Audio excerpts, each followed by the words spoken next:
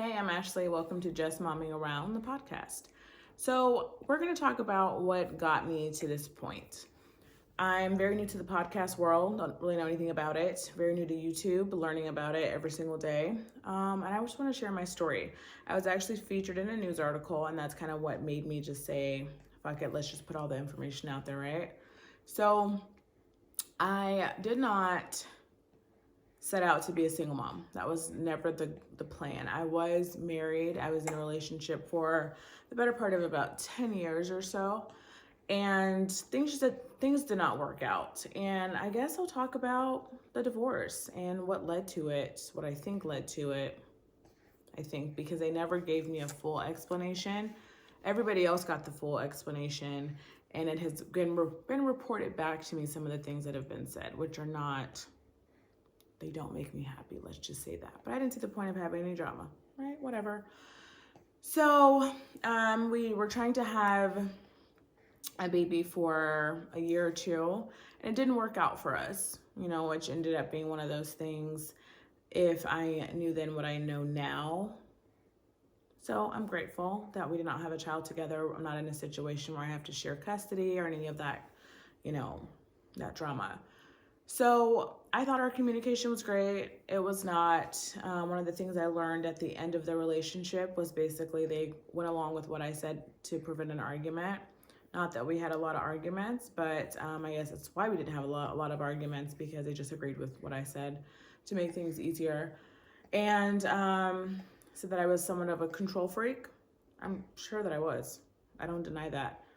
But when you're in a relationship, you think that person's gonna call you out on your shit, right? Because I didn't know that it was a problem. So a lot of things led to the divorce, communication issues being a huge one. But we had been trying to get pregnant and had done 4 IUIs. IUI, that is intrauterine insemination. They basically take a soft catheter and place sperm into the uterus. And IUI is, I think, a little bit more successful than ICI, which is intracervical insemination, I think it is. The uterus is just higher up there. That's essentially where the baby is going to live until they exit. So we did 4 of those. The first 2 were negative. The second 2, I got pregnant on both of those, which was absolutely amazing, right? The first miscarriage I had, I wasn't really that messed up. I was sad. I was absolutely sad.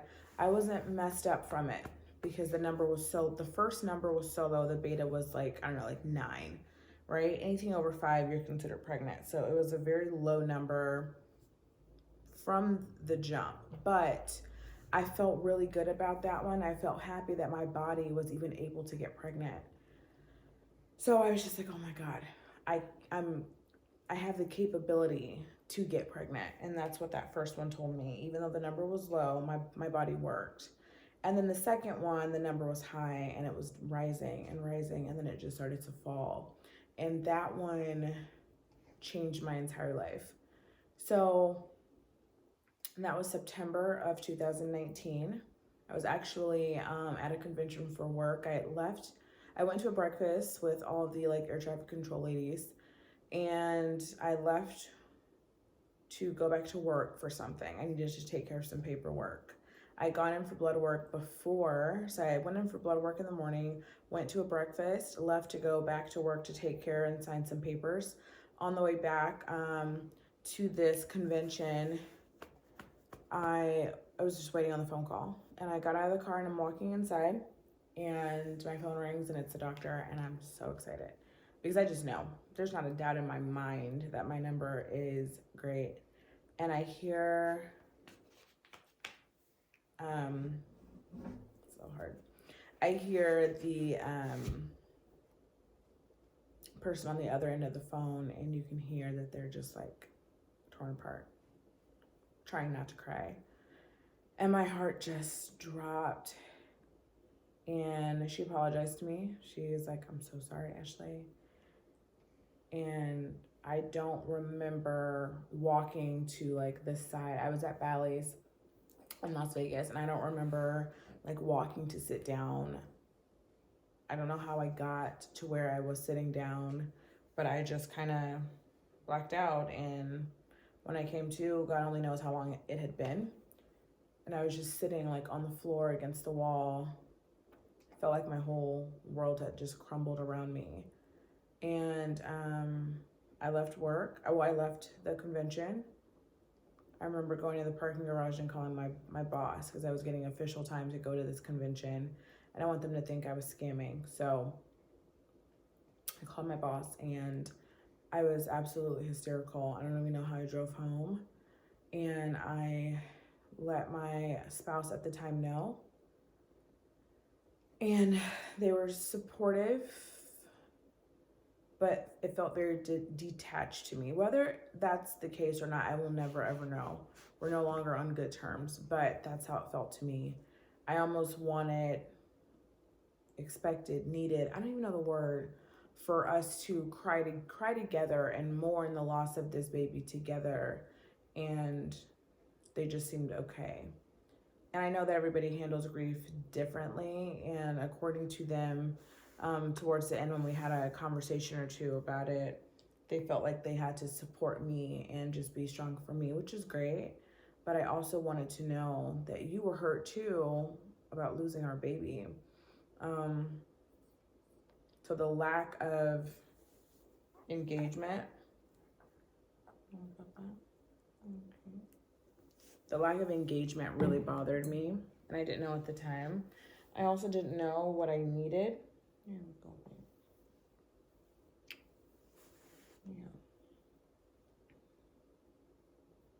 I didn't know what it was that I needed. I didn't know what I needed somebody to say to me. I didn't know how to ask for help because I didn't know it. I had never been through that before. So I couldn't say, okay, I need you to do this, this, and this because I didn't know.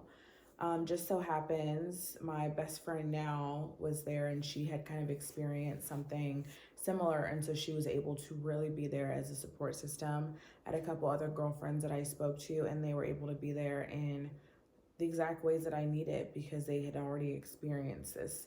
They had experienced the type of loss that I was experiencing now. And I can only imagine, because we didn't talk about it, I can only imagine how my partner at the time felt. Maybe they felt that they weren't able to be there for me. They weren't able to support me, that I found support elsewhere. And that's really unfortunate because that's what I needed. And I didn't know what I needed to ask for it, but these amazing women stepped up and were able to support me in ways I didn't know that I needed. That miscarriage also changed me completely. You know, you hear grief, loss, those things change you as a person, and that absolutely happened. I did not want to go back to being the Ashley I was before the miscarriage because I needed to find myself again. I was drowning. I was able to put on a brave face and seem like I was okay, but I was not okay. I was drowning. And my heart was broken that my partner could not see it. That was me not. I didn't communicate that to them, and that's my fault. But I wanted them to see it. I needed them to see that I wasn't okay, and so I acted out. I was drinking so much more, and I was going out and I was making new friends and having fun and having different types of relationships with my friends, like closer relationships, and really letting the wall down and letting people in because I've always kept everybody at an arm's length. And when I say everybody, I mean everybody, and that included my ex, and I didn't know that I was keeping them at an arm's length until I accidentally let my best friend now in. We had worked together for a year. We weren't really super friendly. We would speak in passing. We were co-workers. It was just co-workers. And she was one of the people who was able to be there for me when I really needed and I didn't know what I needed. She was able to be there for me and support me in a way that I did not know that I needed, essentially. I didn't mean to let her in. That was never the plan, and it just happened. I let my wall down, and I think she let her wall down too, and we just bonded over everything, just life. And she is, I call her my non-sexual life partner, because without her, I don't know where I'd be. The support that her and her family have like blessed me with. I mean, there's no other, I don't even know what else to say really. But I accidentally let her in more than I had ever let any other person in before. And once I realized I had done that, I realized how much I had let my partner, the person I was married to, in all the way. I've always felt like I had to protect myself. I shouldn't have to protect myself from the person I'm with. And then I started to question, like, why did I feel like I had to? And there's so many, things, so many issues that were happening. But I will say I didn't have the support that I felt I needed. I didn't communicate what I needed because I didn't know what I needed. And I can only imagine how my ex felt not being the one to be able to support me and make sure that I'm okay. I got to a point where I was basically begging that person to change their work schedule so that we could spend more time together. They didn't want to do it. That really hurt. I was not secure in my body. I was bigger than what I am now. I was very insecure about my weight and my looks. And I needed my partner to give me compliments and to make me feel good about myself, which, yes, that's completely my job. But when you're married and you tell your partner that you need that, why not just help your partner out? You know what I mean? So that's not something that my partner at the time was able to do for me. And I think it took them moving on and having issues maybe later on with another person to understand. One of the issues that I had was my ex posting on their Instagram story pictures of famous women like in bikinis with like these hearts around it. And I would say I'm not comfortable with that. Like, that bothers me because I don't look like the women that you're posting. So that makes me feel like that's what you want. I'm not that at all. Are you attracted to me? And it was, they either didn't understand or chose not to understand why I had such an issue with that. And I just didn't feel loved. I didn't feel wanted. I didn't feel sexy. I didn't feel taken care of. I didn't feel any of that. Kind of towards the end, we were out on a walk and I don't even know what made this come up, but they told me that once our dog passed, they didn't think they wanted to have a dog again. I think that's because, every time we wanted to go somewhere, which we didn't go any fucking where, but anytime we wanted to go somewhere or do something, we had to think about the dog. I've always had a dog. That was crazy as fuck to me. So I was just like, what? And I've always wanted to buy a house. So we owned a home in 2014, sold in 2016 when I got my job in the agency that I'm in now. Sold the house, and then once we got back to Vegas, I wanted to buy another house. Why not? Why not buy a house? We want to have kids. I don't want to bring my kids home to a small space because we were in a 2-bedroom apartment, and I'm a crafter, so I wanted a craft room. Where's baby going to go? I'm not a hoarder, but I may or may not collect a lot of things, but it's organized, but I collect a lot of shit. So, sorry, just enjoying a little bit of Merlot. It's my Friday at work. So, like I was saying, they no longer wanted to buy a house. They wanted to get a condo. And I argued that. And I would argue that until I'm blue in the face because we don't know anything about, my ex wanted to flip this condo. I don't know anything about flipping shit. What are you talking about? So I was so confused. How do we go from wanting to buy a 5-bedroom house to moving from our 2-bedroom apartment where we're taken care of and all we're paying is the bills and not having to worry about getting anything fixed because it's an apartment, to buying a 2-bedroom condo and flipping it. I could not get on board with that. Absolutely not. And then it became an issue with the kids. They didn't think they wanted to have kids anymore. And I was just like, oh my God. I got into a free IVF trial. And because of the situation that we were in our marriage, I pulled myself from the trial, or I thought I did. Well, I paused it. Let's say that. I paused everything that I was doing with the trial. And then I remember we were laying in bed talking one day, and I brought it up. And that was very uncomfortable because my ex then felt like I was going to resent them. I absolutely would have, but in the moment I was like, no, babe, I'm not going to resent you. But realizing how much they did not want to have kids really got my mind going. I wasn't ready to pull the plug on things, but it felt like everything around me was just starting to crumble. But I was married, and I said, you know what, this is my partner for life. We can figure this out. Maybe they just don't want kids right now, right? There was nothing in me in that moment that thought that our journey to children was done, even though they said they didn't want kids right now. I couldn't imagine that because we had been talking about it, and all I've ever wanted, anybody that knows me knows all I've ever wanted was to be a mom. So my brain just couldn't even process that. I was like, what the fuck is going on? Is this like the Twilight Zone? What's happening? So then it was just like something new, all the time.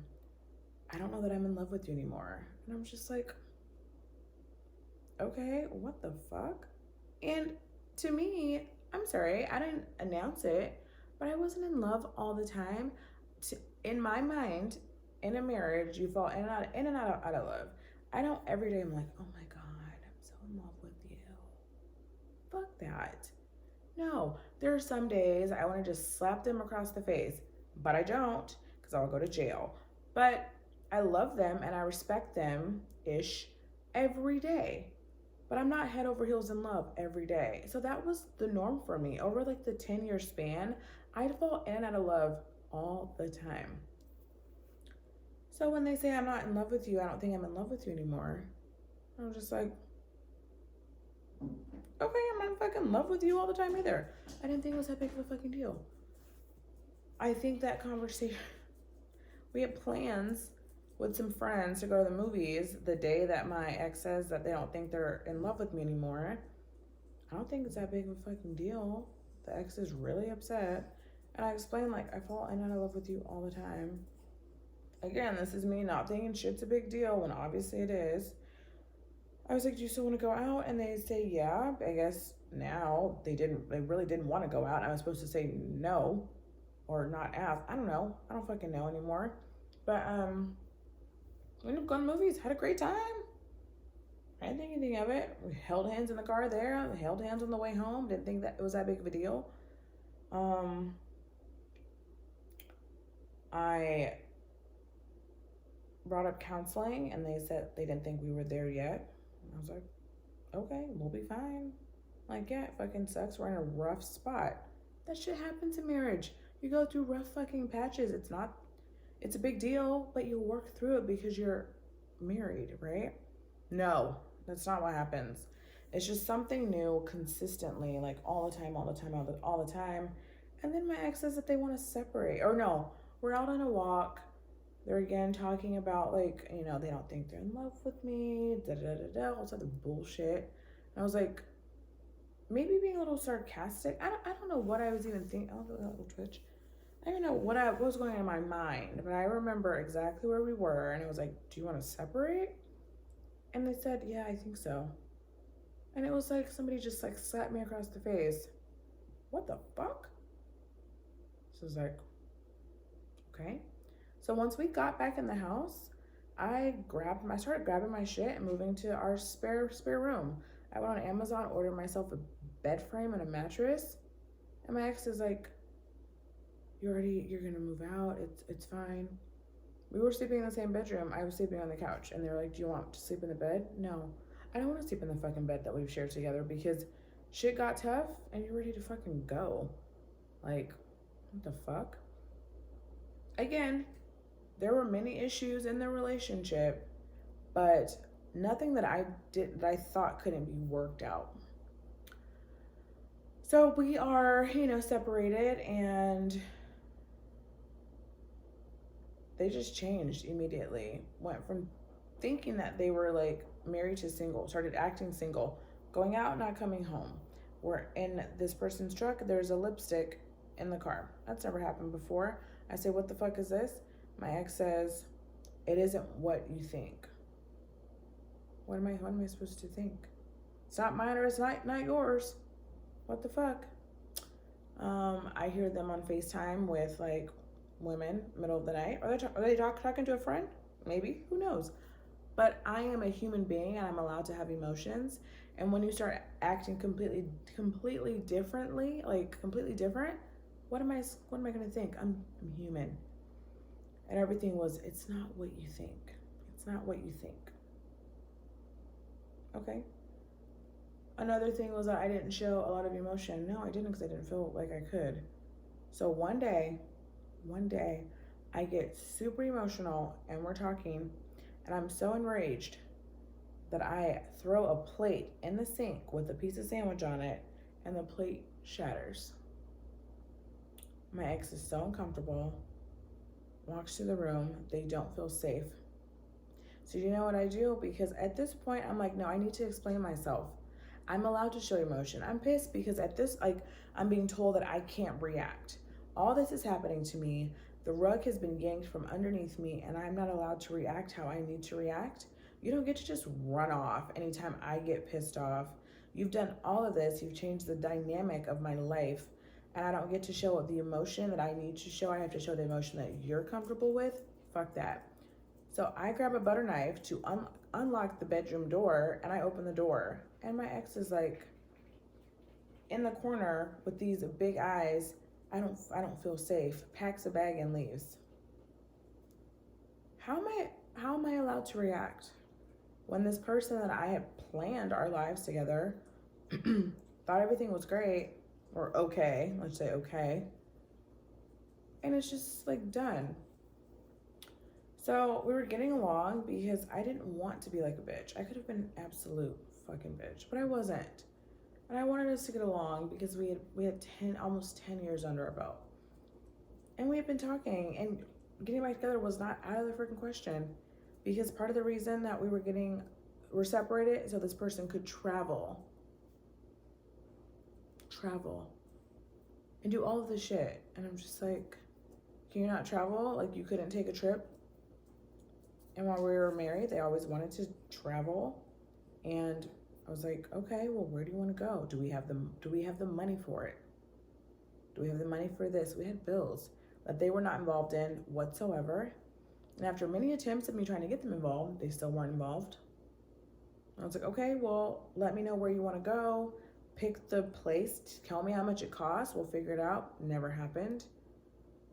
I let them know that they could travel on their own if they wanted to. Never happened. But a huge part of the divorce, they want to travel and be able to do what they want to do. They've always been in relationships. Have never had time to really find themselves. So you want to walk away from your marriage so you can find your fucking self? It's all of this shit, right? Towards the end of the separation period, I think we separated in March, divorced in either June or July. I'm not really sure at this point, but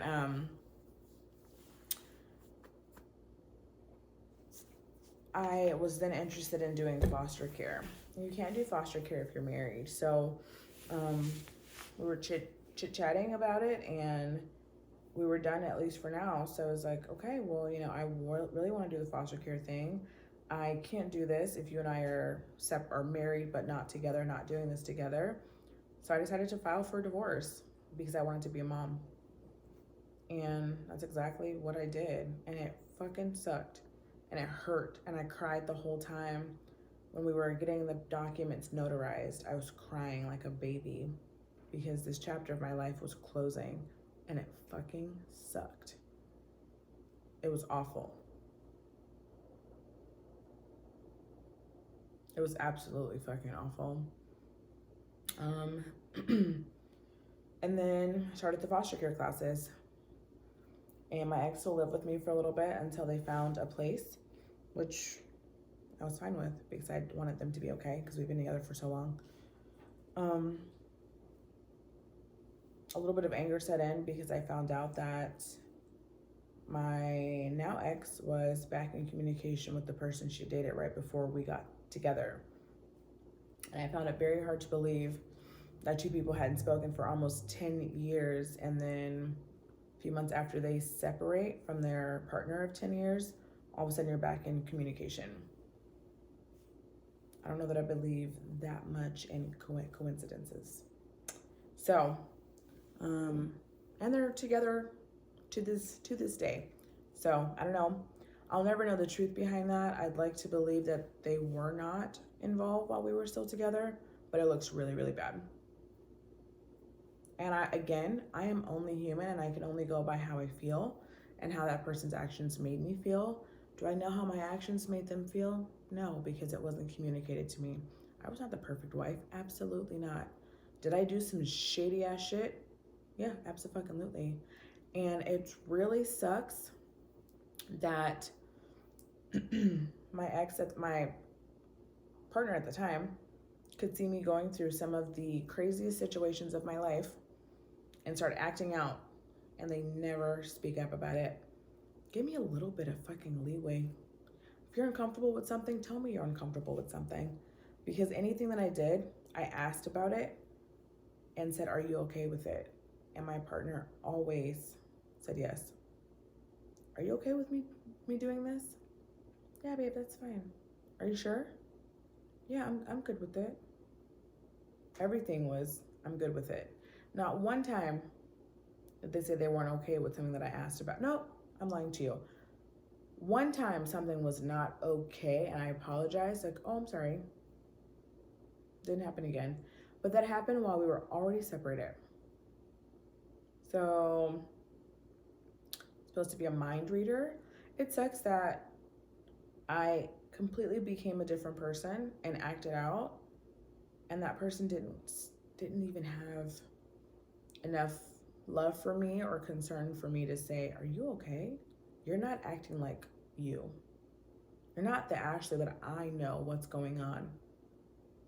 They just rolled with the punches and everything seemed fine, and I thought everything was fine, and it wasn't fine. So I went ahead and, we went our separate ways. They got all their shit once they got their place, moved out, and that was it. I decided foster care was not for me because of my job and not being able to be a stable, foster parent. And I wanted that child to go from whatever situation they were in to be able to have something really stable. With my job, my hours are crazy. They change every single day. Daycare situation would be interesting. So I decided to just try to have a baby by myself. I was still in the IVF trial, did a round of IVF, didn't work. I still have some embryos there waiting for me. We'll see what happens with that. Actually, no, I'm not having any more. I'm just fucking around. I'll talk about my delivery and postpartum in another episode, but I'm done. I'm a one and done type of gal now, which was never even an option for me. But life has a funny way of making things happen the way they're supposed to happen. So, did a round of IVF, did not work. And then I did a round of IUI, and I will do another episode about my IUI journey and how I even got to do IUI again, which is pretty wild. Did IUI, it worked. My pregnancy was insane. Labor, insane. Delivery, insane. Postpartum, off the charts. I almost died a couple times. That was fun. I got COVID while I was pregnant. I was hospitalized. I almost had to take him out in emergency C-section. It was a lot. I went through a lot. And doing it alone, when I say alone, I mean not having a live-in partner. I wasn't married, didn't have a romantic partner. I'll say that. That made things a little bit difficult because I didn't have anybody there with me in the middle of the night when I got up. I didn't have anybody to go grab me food or hold my hair while I was over the toilet throwing up. I didn't have that, and that's that kind of hurt. I had people I could call, absolutely, but it's not the same as having somebody there that you don't have to call to drive over. Somebody that can just be like, hey, we're sitting on the couch together, I have to throw up, and they just run with me to the bathroom and hold my hair. Or I'm in the bathroom throwing up and I have a partner that just grabs a cold washcloth to put onto my neck. Like, there's nothing that beats that. And I didn't have that, and it sucked. That wasn't the plan, but he was a part of my plan. He is a part of my life. And if everything hadn't happened exactly the way it did, I wouldn't have him. So I'm grateful. I am seeing the positive at the end of a really negative situation. I'm in a few groups on Facebook about being that are centered around being a single mom by choice. So I think somebody found me in one of those groups and reached out and asked to talk to me about being a single mom by choice. So I was like, yeah, whatever. Asked about my story. I gave it to her because it's stuff that I would tell a complete stranger if they asked questions. And it became a thing. And she did an article on me, and it was in the Mirror, the news agency or whatever in the UK.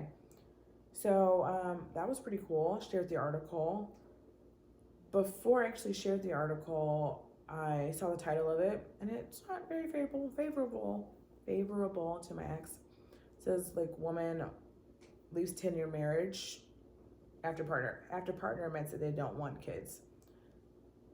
I don't know if those are the exact words, but something along those lines, which it's true.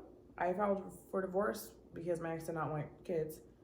But it's a news article. Their goal is to catch your attention. If they put, woman leaves marriage, woman officially files for divorce due to bad communication in a very loving, that's not going to catch attention. I didn't have control over the title of the article, but it grabbed people's attention. Did what I had to do. The article itself is about my journey about being a single mom by choice. And so because that story is out there now, I'm okay sharing a little bit more, because so many women have reached out to me and said that reading my story helped them. Reading my story made them not feel so alone. Do you know how empowering that is? That is so fucking empowering. That is so amazing.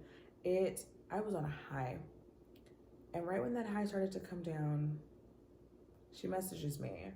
I'm sitting at work with my best friend, and I see a message come across my top of my screen.